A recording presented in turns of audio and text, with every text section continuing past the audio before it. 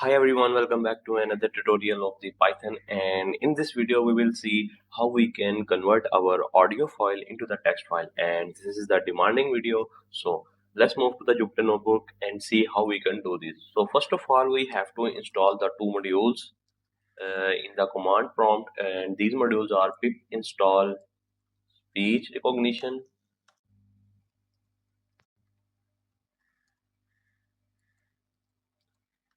and the second one is pip install PyAudio. So these are the two modules that we have to install before moving to the next thing. So then we have to import the speech recognition module, and we have to import the class from here, that is recognizer. So from speech recognition import recognizer, and the second one is audio file.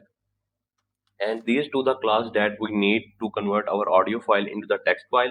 So now we will create the object of the recognizer class. So we will call it our recognizer, and then we will open our audio file by using the audio file class.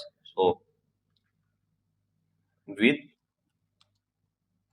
audio file, and we have to give our audio file that we need to open. I have already put that audio file into the folder. So here is a catch that we have to convert our .mp3 or any other format into the .wav format. So speech .wav as source, and then we will read the audio file by using the recognizer.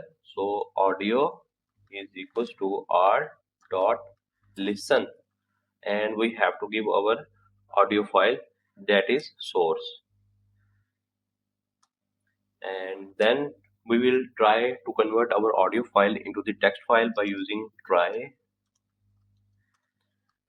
text is equals to by using r dot recognize by Google, and we have to give our audio file here, that is audio.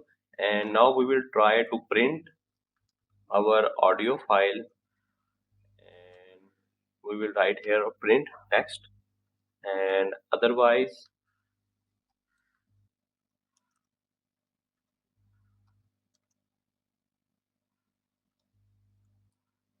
accept. We have to bring it back, accept. We will print try again. If we can't do this,